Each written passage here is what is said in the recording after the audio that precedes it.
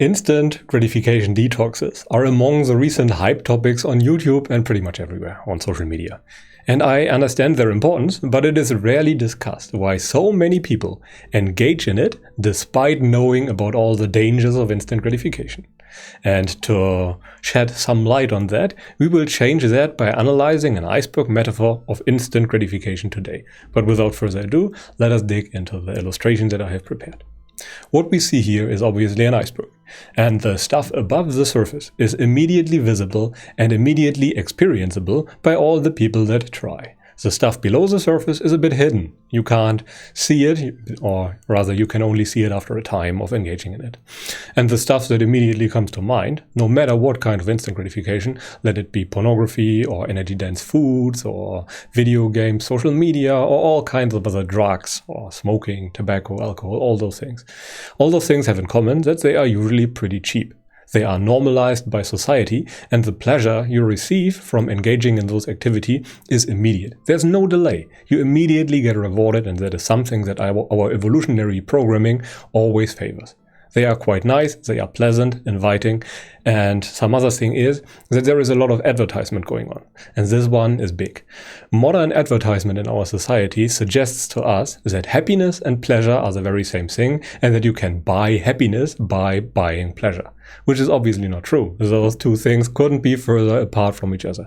You can never induce happiness by certain substances. You can get pleasure and good emotions and feelings from it, but never happiness. Happiness is something entirely different. And after engaging in all kinds of such behaviors for a while, people might realize that there is a lot of wanting involved. Whenever they don't have their drug or their instant gratification of choice, they are restless. And even worse, they are bored all the time and they have to engage in their behavior pretty much. And as a result, the more they engage in it, the more desensitized to those pleasures they become. And whenever they don't have them, there are bad emotions. And sometimes even when they have them, because they adapt to a degree to the pleasure hormones, to all the dopamine and to all the other substances and neurotransmitters that the brain releases. And next time they need more of the same to get the same amount of pleasure response by the brain. And thus there is more and more time they have to invest into their drug. And this is especially annoying with addictions to instant gratification like online stuff, social media, etc. because the immediate pleasure response is quite small. So they have to invest a lot of time to get a big amount of pleasure out of it. And this is very, well, it's very difficult to notice and very difficult to overcome, as the brain is very bad at noticing small changes. And the next level of the iceberg is even more grim. People that do not get their drug for quite some time usually get aggressive and very, very restless. As a result, they often rationalize that it is totally justified that they scream and rage when they have no internet connection or something like that. And the typical muddle-mindedness of addicts sets in. People that are addicted to any kind of substance or thing are usually very focused on getting the next fix, so to speak. And when they don't get it, all they can think about is their drug, which is a very high degree of agitation. And as a result, they are less social and are pretty unconcentrated. And the next level of the iceberg is even more grim. There's a lot of anxiety that is usually involved. There is a lot of apathy. People at some point can't feel anything anymore because their dopamine sensors are so numbed down that only their drug of choice can pretty much trigger anything. And as a result, they are pretty sensationalist and often end up isolated or even depressed and more stressed and unhappy.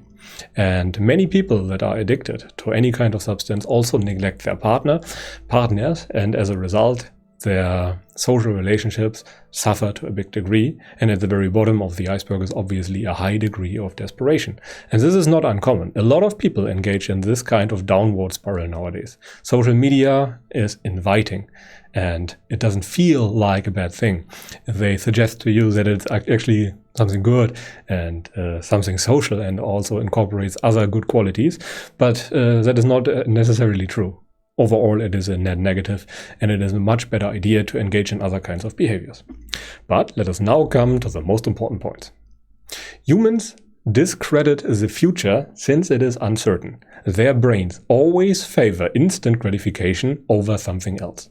The current moment was always important, and it makes sense to focus on it. However, some actions always lead to bad results in the future, and it is just a question of when. But our primitive minds do not know that and decide for instant gratification most of the time by intuition. It was very rarely a good idea to miss out on some instant reward when we encountered it in an evolutionary context. But instant gratification does not lead to happiness. It just leads to short-term pleasures. And even worse, it makes us less sensitive for future pleasures and future happiness. And we have to work against our drives if we want to avoid and overcome addiction to instant gratification for good. Okay, but that is pretty much it for today. Thank you very much for watching. If you enjoyed the video, feel free to leave it a thumbs up, so I know to produce more of this style of content in the future. However, if you feel like I missed something, please also let me know, so that I, and especially, well, other people, can benefit from your wisdom. But until then, I wish you a pleasant day and goodbye.